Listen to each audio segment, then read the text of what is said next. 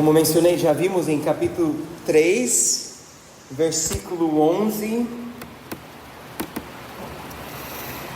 O primeiro destes questionamentos, o primeiro é: quem sou eu?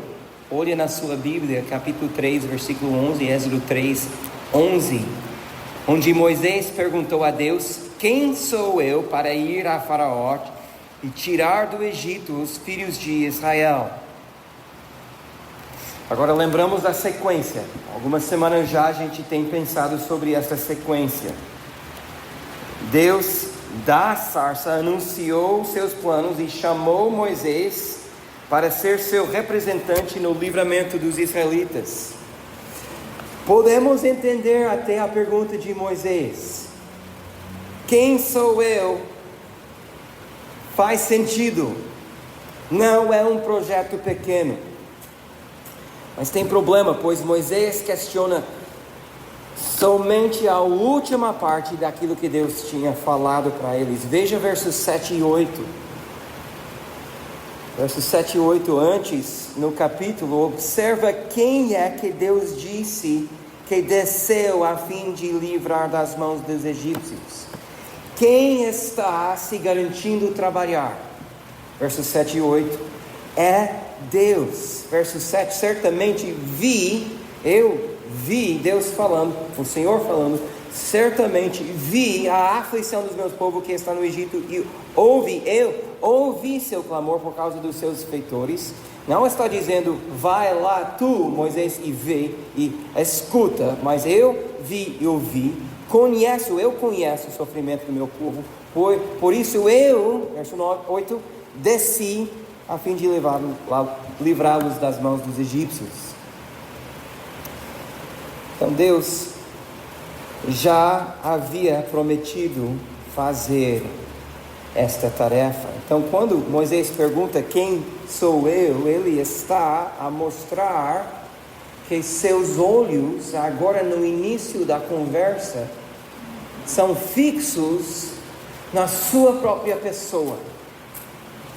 Então a gente admira muito Moisés no início de capítulo 3, ele sem sandálias, cobrindo o seu rosto, sabendo que ele está a falar com o ancião dos dias, mas agora nestas alturas da conversa, ele não está pensando no Deus que o chamou, mas ele está pensando em si mesmo. O que é que ele vê quando ele olha para si? Nós vamos ver em seguida. Imagina comigo uma cena que talvez você já tenha observado. Agora eu pesquisei, mas não tive tempo de pedir para IA fazer uma foto correta como eu queria, então chegou com essa. Mas imagina comigo uma cena que talvez você já tenha observado. Tem uma piscina, dentro da piscina tem um pai, ele não está no meio, mas talvez 1 metro ou menos da beira. Ele é um pai forte, um pai prestativo, um pai que ama, ele é um bom pai. E na beira da piscina há uma criança pequena, ela tem os seus 2 aninhos talvez, e ela está chorando e implorando para o pai chegar mais perto. O pai está chamando para que a criança pula para ele, pois ele quer a criança perto, quer que a criança desfrute da alegria da sua companhia, da delícia das águas da piscina.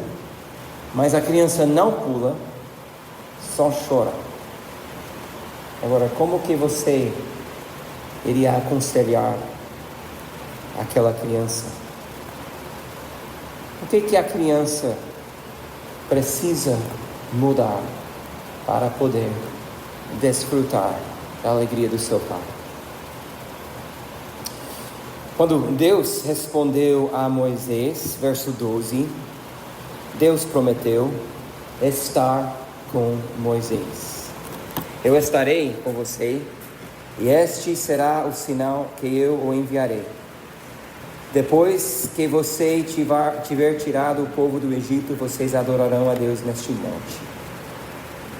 Esta é a primeira dúvida, o primeiro questionamento de Moisés. Logo no próximo versículo, vemos O segundo questionamento: quem és tu? Isso é verso 13. Moisés disse para Deus: eis que quando eu for falar com os filhos de Israel e lhes dizer o Deus dos seus pais me enviou, eles vão perguntar qual é o nome. Então, o que lhes direi?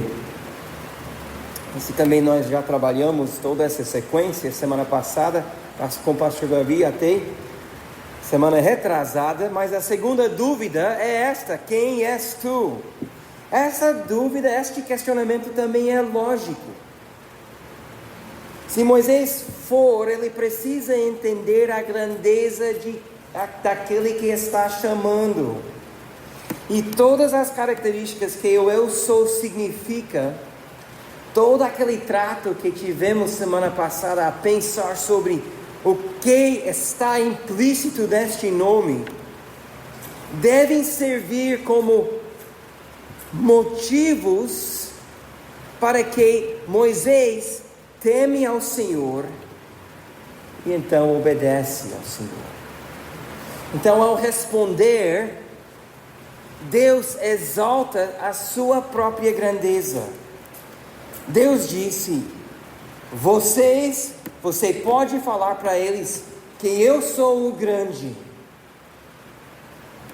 Agora, na sequência, versículo 15, Deus dá mais informações. Veja versículo 16. Primeiro, nós não vamos ler, mas vocês conferem nas suas Bíblias. Primeiro, observamos que Moisés repassará a mensagem que vem de Deus. Versículo 16, Deus diz: vai, reúne os anciões de Israel e diga-lhes. Ou seja, Moisés não vai ter que inventar uma palestra, ele não vai ter que usar de argumentos, e não vai ter que chegar na sala e dominar o grande faraó com seu grande retórico. Não.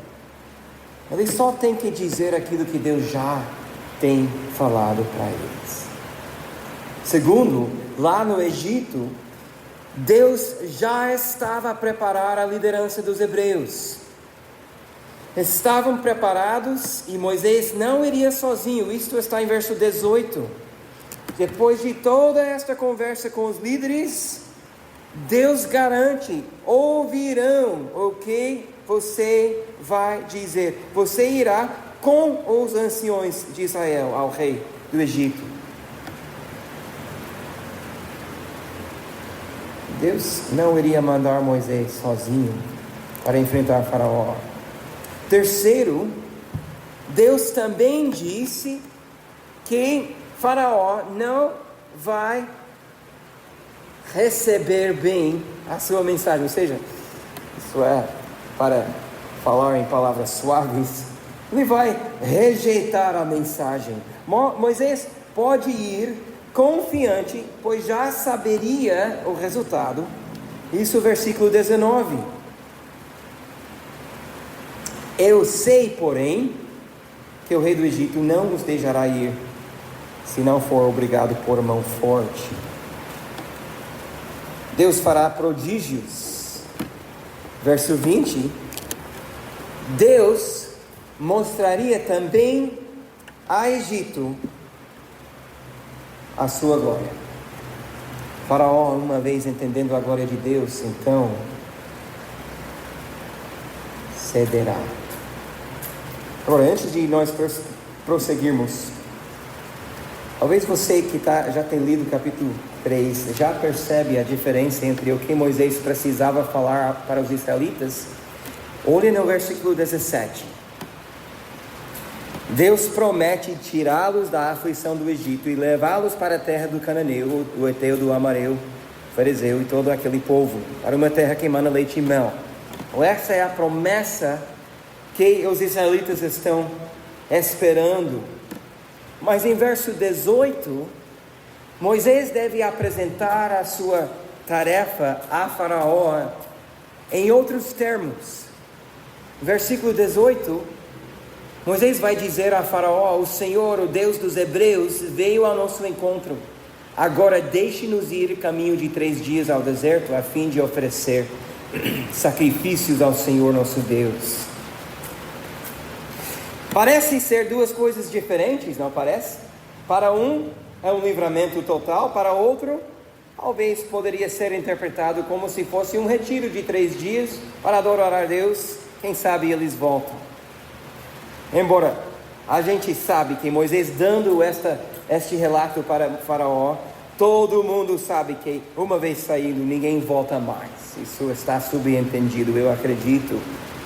Mas ao colocar nestes termos que eles vão me adorar, ao exigir de Faraó que ele deixe seu povo sair, não para se livrar da escravidão, mas para adorar a Deus, Deus traz à tona o jogo de verdade.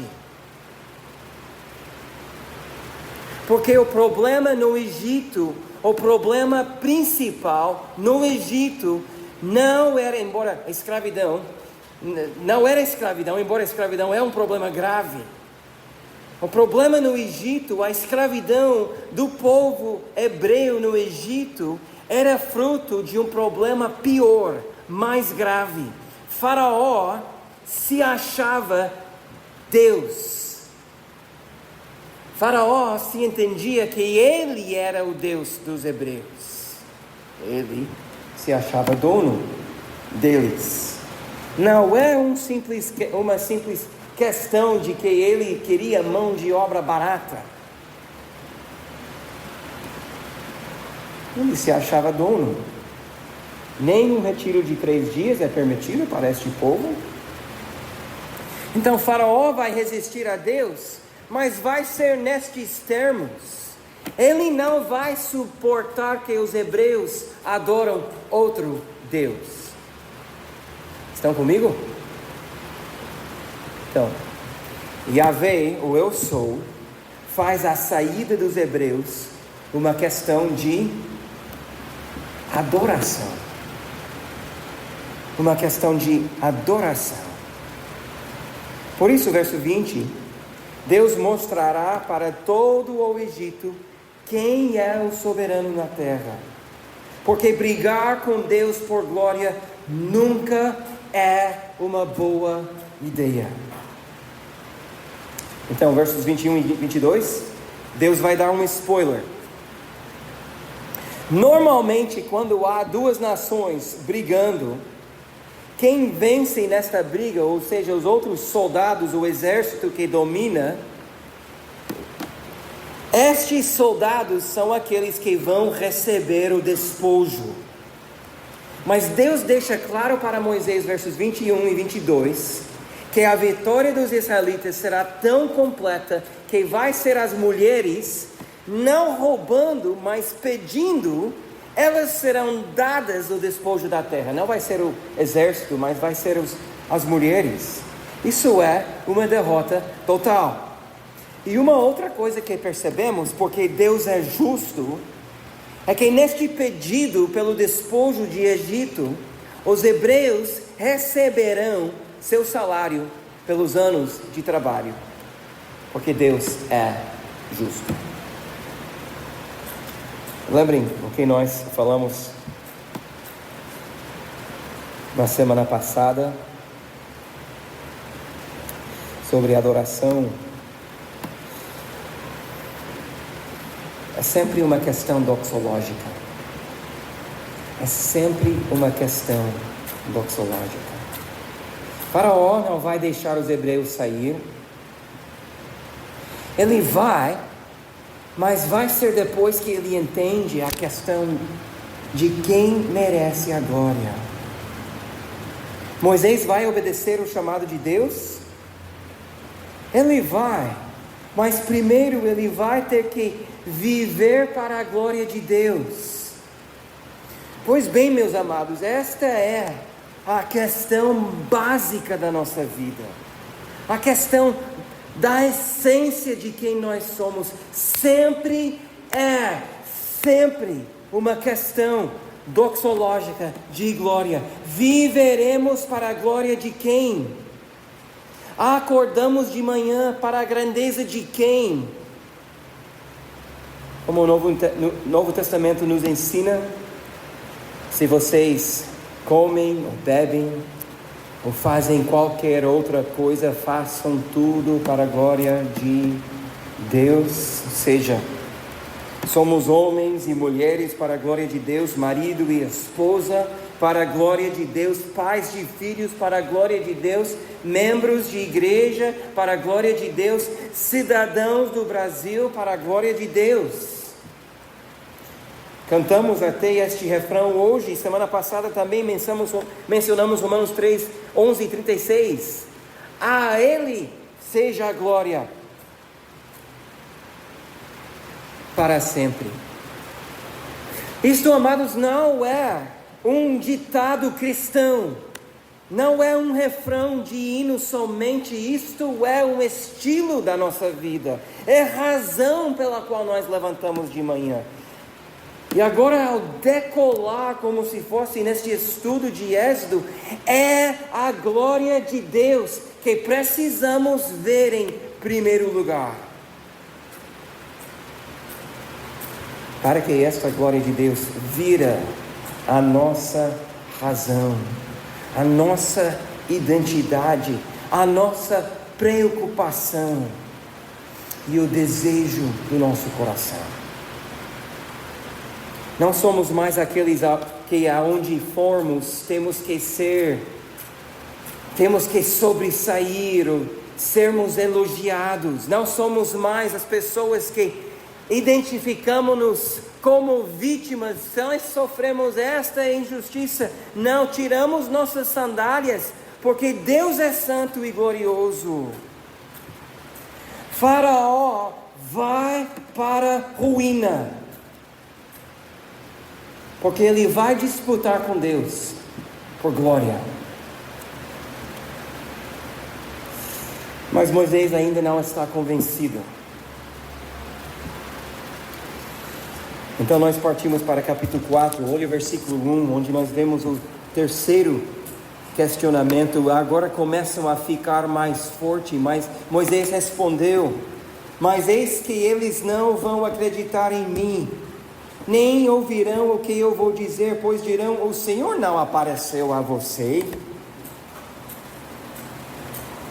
Agora Deus já assegurou para Moisés que os israelitas iriam ouvir.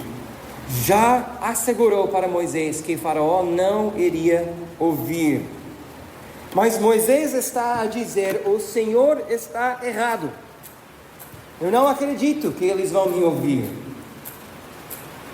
Vamos imaginar, Deus, um cenário onde o Senhor esteja enganado. Será que com Deus existe questionamentos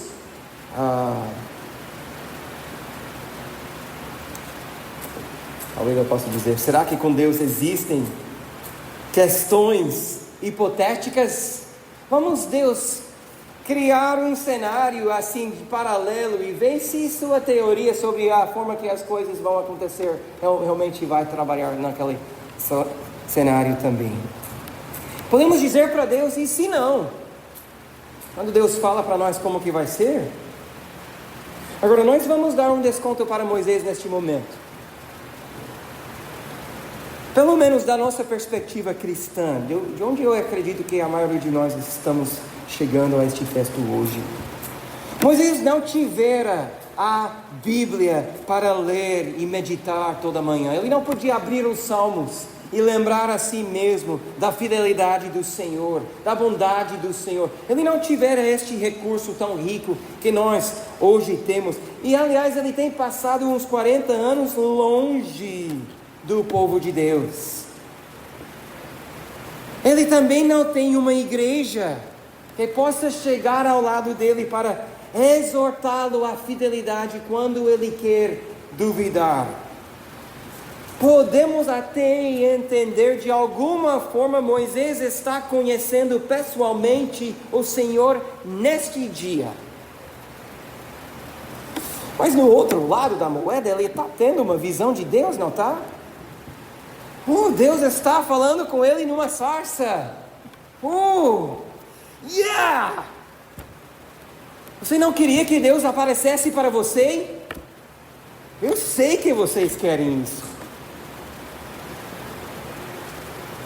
Mas a gente percebe que mesmo com Deus face a face, a dureza do coração do ser humano é para rejeitar a palavra de Deus, não abraçar. Não é mais fácil acreditar em Deus se nós não vamos acreditar a palavra que Ele já nos deu. Mas a desculpa de Moisés de não ter o histórico que nós temos não é nossa desculpa. Temos o testemunho não só de Moisés, temos de toda a palavra de Deus. O testemunho é este, porque a palavra do Senhor é reta e todo o seu proceder é fiel. Meus amados, precisamos desta retidão, desta fidelidade.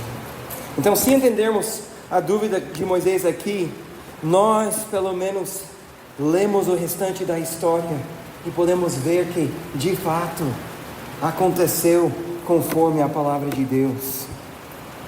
Com Deus existem cenários hipotéticos. Bem, Deus é paciente. Ele deu 3 sinais para Moisés nos próximos versículos 2 a 5. O primeiro é do bordão. Então, Moisés tem o bordão na sua mão. Vamos ler o versículo 2. Então o Senhor perguntou a Moisés: que é isso que você tem na mão? Ele respondeu: um bordão. Então ele disse: jogue-o no chão. Ou jogou no chão e o bordão virou uma serpente. E Moisés fugia dela. Pelo menos a gente sabe que Moisés era gente como nós. Mas o Senhor disse a Moisés: estenda a mão e pega pela cauda. E ele estendeu a mão, pegou pela cauda e ela se transformou em bordão. Então o Senhor disse: isso é para que creem que o Senhor, o Deus dos seus pais, Deus de Abraão, Deus de Isaac, Deus de Jacó, apareceu a você. Quando nós vemos Moisés fugindo, versículo 3, talvez nos identificamos com ele, mas ele fugiu, pelo menos podemos admitir que ele fugiu porque ele via na cobra um perigo. Então, para ele estender sua mão e pegar de novo o seu bordão, pegar na cauda da cobra, ele tem que crer quando Deus disse: pegue de novo. Já pensou? E agora? Aquela boca está aberta para mim e eu vou pegar esse negócio? Ou seja, ele tem que pôr Deus à prova agora. Ver se Deus fala a verdade de fato. É seguro obedecer a Deus ou não? Moisés tem que confiar. O segundo sinal é o sinal da mão leprosa, versos 6 e 7. Põe agora a mão no peito. Ele o fez e tirando a mão do peito, eis que ela estava leprosa, branca como a neve. Então o Senhor disse: põe a mão no peito outra vez. Ele a pôs no peito novamente, e quando a tirou, eis que se havia tornado como o restante do seu corpo. A lepra no Egito, para os egípcios, para os israelitas iguais, era uma doença fatal, era sinônimo de morte. Todos morreram com a lepra eventualmente. E agora, se Moisés tem poder sobre uma doença que nem os deuses do povo conseguiam curar, então ele vai mostrar que ele tem um poder sobrenatural. O terceiro sinal, então, é do sangue, versículos 8 e 9. O Senhor continuou: se eles não acreditarem em você e nem atenderem à evidência do primeiro sinal, talvez acreditarão na evidência do segundo. Se eles não acreditarem mediante esses dois sinais, nem ouvirem o que você dizer, pegue um pouco de água do rio e derrame na terra seca, e a água que você pegou do rio se transformará em sangue sobre a terra. Este sinal será o primeiro das 10 pragas. Com estes sinais, Moisés não precisa duvidar a palavra de Deus mais. Infelizmente, versículo 10, ele ainda não está convencido. Então Moisés disse ao Senhor: Senhor, eu nunca fui eloquente, nem no passado, nem depois que falaste o teu servo, pois sou pesado de boca e pesado de língua. Agora, com este quarto questionamento, onde Moisés diz: eu não consigo, Moisés está a dizer para Deus que Deus deveria ter errado na sua escolha. De um lado eu sei, nós entendemos o medo de Moisés neste questionamento também. Imagina, negociar a liberdade com o líder mais poderoso do mundo. Isso daria nó na barriga de qualquer um. Secava a boca de qualquer um. Mas o que me pega de surpresa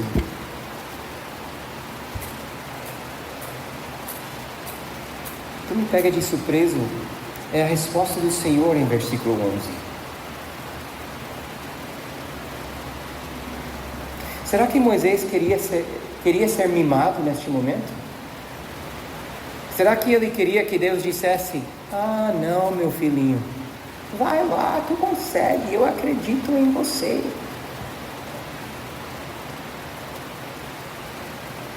Eu não sei o que estava à espera de ouvir, o que ele queria ouvir, mas a resposta de Deus afirma a sua fraqueza. Deus, eu tenho uma boca pesada, minha língua, quando eu tenho que falar, parece que a boca está cheia de pedras ou de areia, não consigo articular aquilo que eu quero dizer. E o Senhor respondeu: quem fez a boca do homem? Ou quem faz o mudo, ou o surdo, ou o que vê, ou o cego? Não sou eu, Senhor. Agora vá, eu serei com a sua boca e lhe ensinarei o que você deve falar. Por que a boca e a língua do Moisés eram pesadas? Porque Deus as fez assim. Porque Deus as fez assim. E o problema é que Moisés ainda está pensando em si. Ele está pensando nas suas limitações. Ele não está vendo o Todo-Poderoso que pode curar, ou botar lepra na mão e depois curar em outro instante. Não importa, Moisés, se a sua língua vira pedra e a sua boca vira um deserto. A palavra que vencerá não será sua. O Criador da sua boca não tem problema usar o que Ele mesmo fez. Ele não tem, mesmo com todas as suas limitações. Aliás, percebemos que as limitações humanas se tornam terra fértil nas mãos de Deus, para que Deus seja ainda mais glorificado, para que a glória pertença a Deus. Meus irmãos, isso é a nossa vida. Eu sei que você já sentiu limitado diante dos talentos ou habilidades que você não tem. Já sentiu também desprezado por outros. Você já sentiu o peso também de não ter nascido naquela família, com aqueles recursos que eles têm, e seu corpo não trabalha, não funciona com o corpo dos outros. ou pior até, da nossa perspectiva, podemos pensar que tem uma deficiência e a gente não consegue o que o outro consegue. Sabe alguma coisa que diferencia o crente do mundo? Se a evolução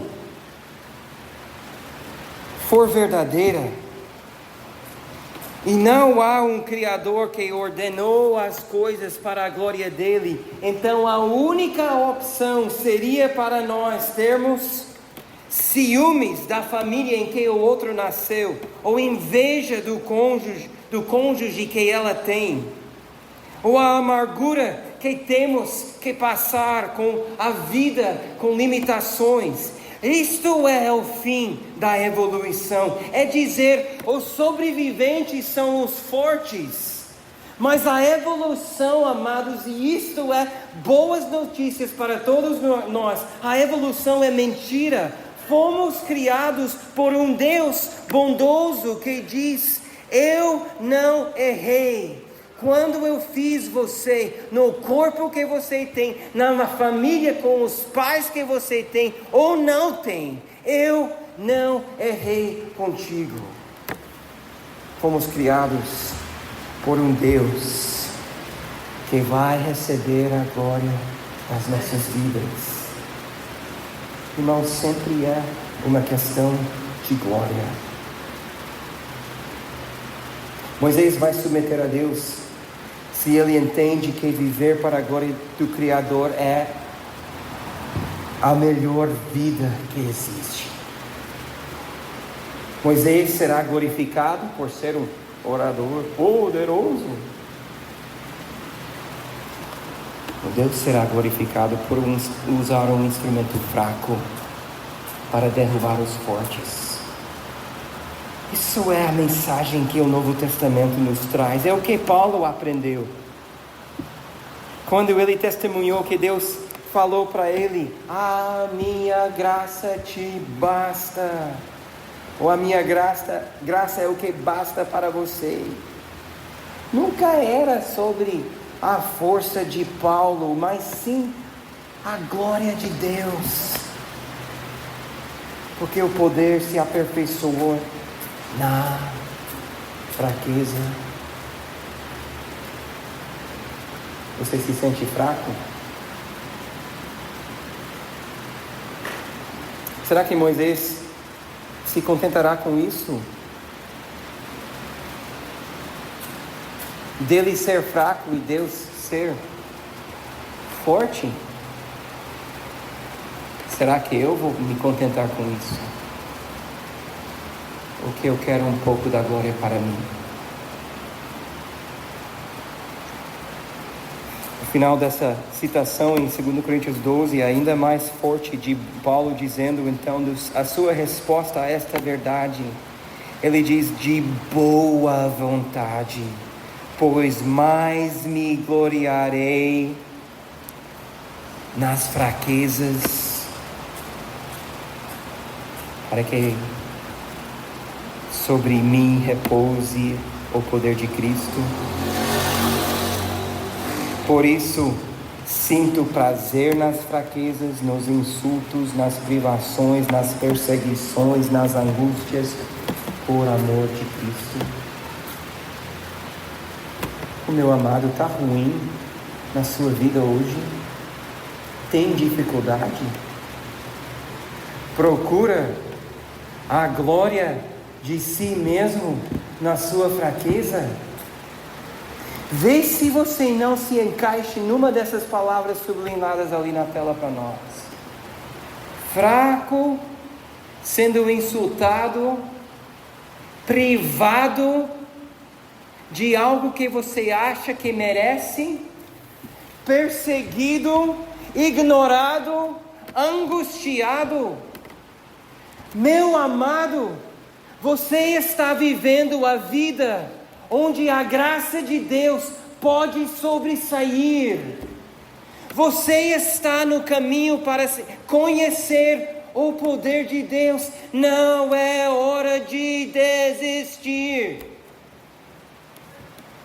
É hora de agradecer a Deus que lhe deu esta oportunidade para ver como Ele pode trabalhar ainda mais forte na sua vida, onde você talvez queria ser suficiente para si mesmo. Oh, quando nós desistimos e achamos que Deus errou conosco, ou não pensa em nós, quando nós temos pedido para Ele, não sei quantas vezes, que Ele tira de nós aquilo que nos incomoda,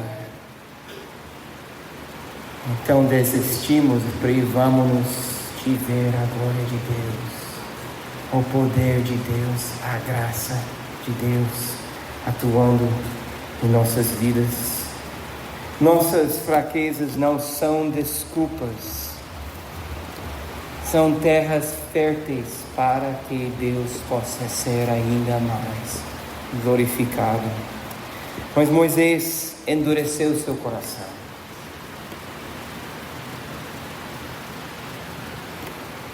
Versículo 13. Senhor, envia alguém outro que quiseres enviar, menos a mim. Este quinto questionamento, por fim, vemos que o eis-me aqui do início de capítulo 3 virou em um não vou fazer. E verso 14 é assustador. Então a ira do Senhor acendeu contra Moisés.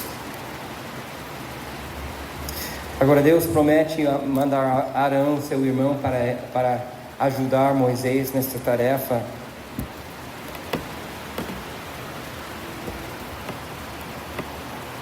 E Arão com certeza vai ser uma bênção na vida de Moisés.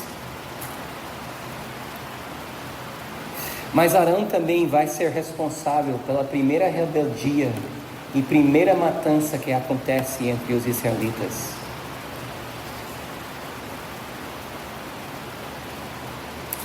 Quando nós vemos que a ira do Senhor se acendeu, devemos lembrar e consolar-nos que a ira do Senhor não é como a nossa ira, ou a ira que você viu no seu pai quando ele batia na sua mãe, ou a ira que você sente quando você chama seu filho pela 20ª vez. A ira de Deus reflete a pessoa de Deus.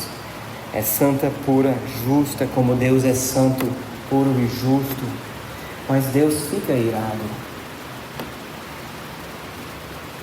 Embora nós podemos experimentar a paciência de Deus, e aqui estão 5 questionamentos, cada um mais ousado do que o outro.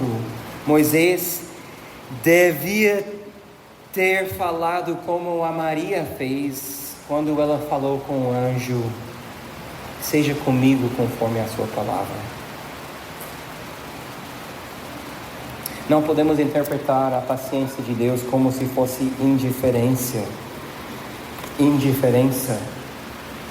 O pecado é grande mal.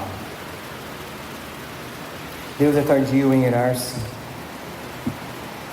Será que é seguro testar os seus limites?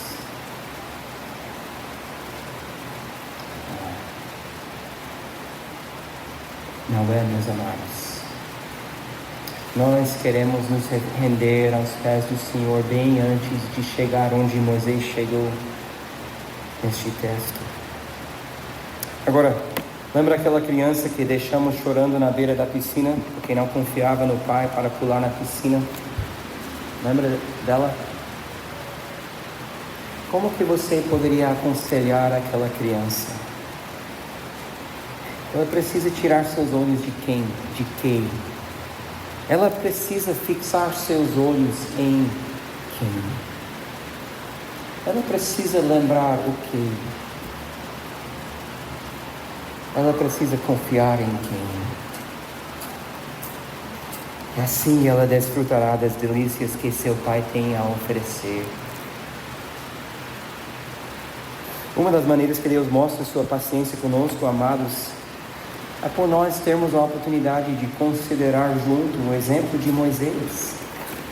Esta história serve como um alerta para nós. não é seguro endurecer os nossos corações. Crianças, adolescentes, a lição de versículo 11 é uma lição que você deve carregar contigo pelo resto da sua vida.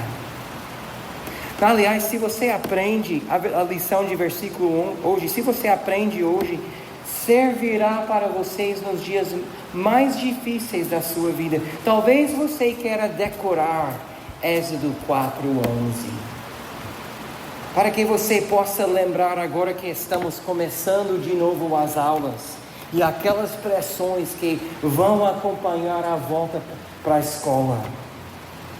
Alguém na escola já lhe chamou um nome ou desprezou você porque você não consegue correr ou pular ou jogar como eles?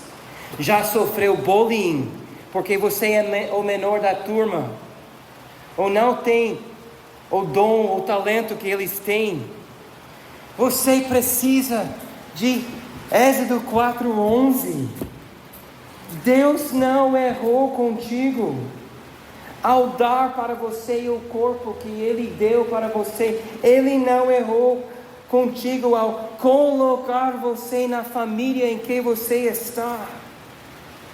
E quando você se sente inadequado, invisível ou até mesmo acreditando a mentira do mundo hoje, da hora hoje, que você possa ter nascido no corpo errado, você precisa lembrar do Criador que fez você para a glória dele.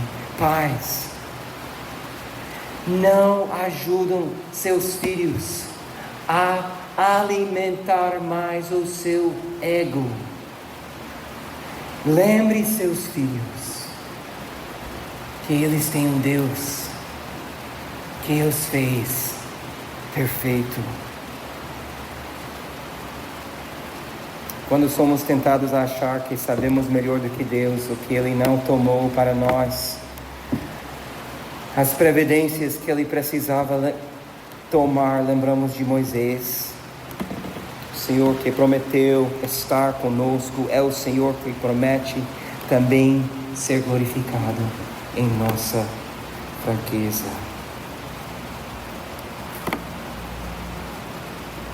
Afinal, nós precisamos de um profeta melhor do que Jesus, não precisamos?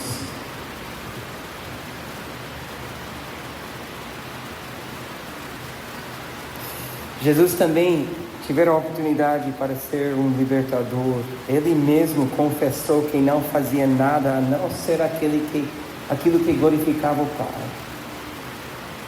Ele também falou, não a minha vontade, mas a sua. E ele se submeteu a todo tipo de fraqueza para que o Pai pudesse ser glorificado. E assim, o Pai o fez, enviando ele para a cruz. Meu amigo, se você não conhece a Cristo hoje, se você não segue a Cristo, o exemplo que você precisa é o exemplo de Jesus. Melhor do que imaginamos, melhor do que Moisés, Ele tomou sobre si as nossas iniquidades para levar-nos a Deus. Nós reunimos por conta dele. E lhe convidamos a entregar sua vida a Cristo, como também nós temos entregado. A Cristo, louvor para sempre, com fervor reinará.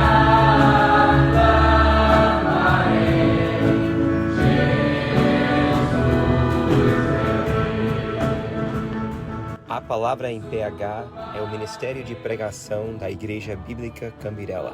Nós reunimos todos os domingos às 18 horas na Palhoça, na Grande Florianópolis.